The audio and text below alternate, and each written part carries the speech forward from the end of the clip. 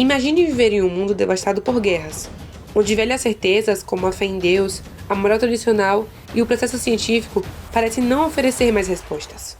Foi exatamente nesse contexto que nasceu o existencialismo francês, uma filosofia que não se limitou aos livros, mas se espalhou pelos cafés, pelas ruas e pela própria vida cotidiana. Hoje, vamos explorar esse movimento que marcou o século XX, com nomes como Jean-Paul Sartre, Simone de Beauvoir e Albert Camus, e que ainda inspira reflexões sobre liberdade, responsabilidade e o sentido da existência. O existencialismo francês floresceu principalmente entre as décadas de 1930 e 1950. A crise da Primeira Guerra Mundial já havia abalado o otimismo europeu, mas foi a Segunda Guerra, a ocupação nazista na França e a experiência da violência em massa que tornaram urgente a pergunta: como viver em um mundo sem garantias, marcado pelo sofrimento e pelo vazio de sentido? Intelectuais e artistas passaram a se reunir em cafés parisienses. Ali, filosofia, literatura, política e arte se misturavam, dando origem a debates que transformariam a maneira como pensamos o ser humano. Entre os pontos principais dessa filosofia, podemos destacar a ênfase na liberdade, onde o ser humano não nasce com a essência ou destino fixo. Ele constrói sua identidade pelas escolhas que faz. A angústia e responsabilidade. Essa liberdade radical gera angústia, porque cada decisão implica responsabilidade, não apenas individual, mas coletiva.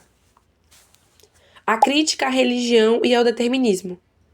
A maioria dos existencialistas franceses eram ateístas, rejeitando as ideias de um sentido divino ou de leis predeterminadas que guiam a vida humana. O engajamento, onde o pensamento não deveria ficar restrito às ideias, mas se transformar em ação política, social e cultural. O filósofo, para Sartre e Beauvoir, não poderia ser neutro. O absurdo. Em Camus, o existir humano é atravessado pelo absurdo, a contradição entre o nosso desejo de encontrar sentido e o silêncio do universo. Sartre foi o grande nome do existencialismo francês.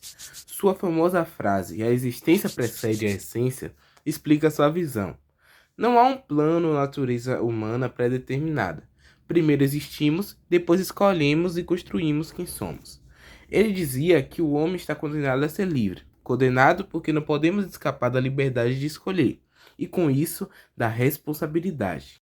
Entre suas principais obras estão A Náusea, de 1938, um romance que expressa a estranheza e o vazio da existência, e O Ser e o Nada, de 1943, sua obra filosófica central, onde desenvolve a ontologia existencialista.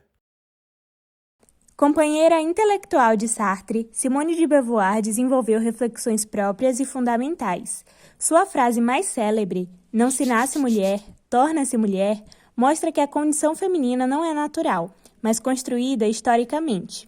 Em O Segundo Sexo, de 1949, Beauvoir analisou a opressão das mulheres sob a ótica da filosofia, da história, da biologia e da sociologia. Essa obra foi um marco no feminismo moderno, transformando sua autora em uma das maiores referências do século XX.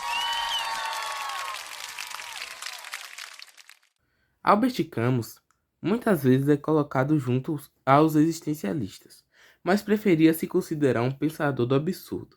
Para ele, a contradição humana é marcada pela contradição entre nosso desejo por sentido e o silêncio diferente do universo. No ensaio O Mito Sísifo, de 1942, Camus recorre ao mito grego do herói condenado a empurrar eternamente uma pedra montanha acima. Essa imagem simboliza a nossa vida, uma tarefa repetitiva e aparente sem sentido. Mas, para Camus, devemos imaginar Sísifo feliz, pois a dignidade está a viver plenamente, criando sentido no próprio ato de existir. O existencialismo não se resume à vertente francesa. Podemos distinguir duas grandes linhas. Primeiro, nós temos o existencialismo cristão, que foi iniciado por esse filósofo com nome bem diferente aí na tela, que via a angústia e o desespero como parte da condição humana, superados apenas pela fé. Para ele, só a relação com Deus dá sentido à vida. Além disso, nós temos o existencialismo ateu, que é defendido por esse filósofo aqui e por esse filósofo aqui também, que rejeitavam qualquer essência divina. Aqui, o ser humano deve encarar o vazio e assumir sua liberdade, criando valores e significados por conta própria.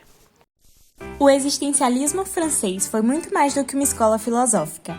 Ele marcou a literatura, a política, a cultura e, sobretudo, a forma como entendemos a liberdade. Ele nos desafia até hoje a encarar o fato de que a vida não traz respostas prontas e que cabe a nós, através das escolhas, criar o nosso próprio caminho.